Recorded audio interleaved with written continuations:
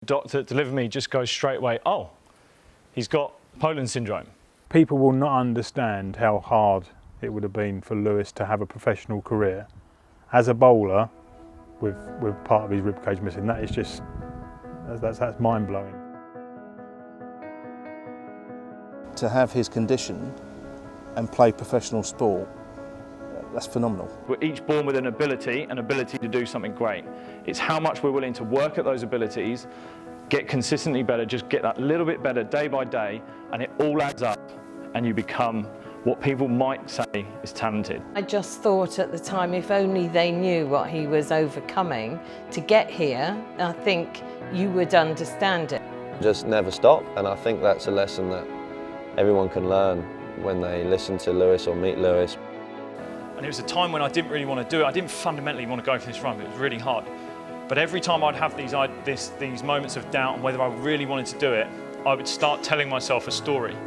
I would literally start writing an article, almost as if a national newspaper was writing an article about me. And I would tell that story like Lewis Hatchett overcomes adversity, become a professional cricketer, and I would write this story out in my mind. I knew I was behind everyone, physically, skill-wise, technique, everything. I was always behind people, so I knew I needed to work harder in order to get where I wanted to be. Listening to Lewis, there's a lot to be learned, a lot to be said. I know it's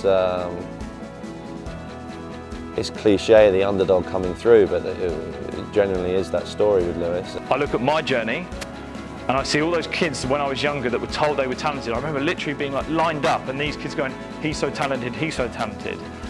And then it was never me. But I just thought if I can work harder than them, if I can work smarter, then maybe I'll give myself a good chance. He wasn't particularly the most naturally gifted, but what he did have was this incredible drive. We need to focus more on what we have than what we don't. But what does confidence look like for you? So is it you standing there tall, proud, visualising what it looks like and then repeating it?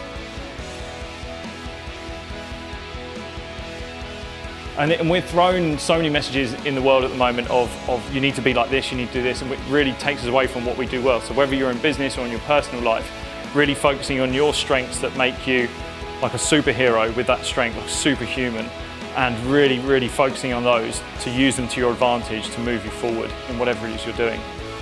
What he had missing, that takes some time and effort and work and drive and determination. When they listen to Lewis or meet Lewis, because yeah, it was quite incredible. The more I think about it, the more I think how extraordinary it was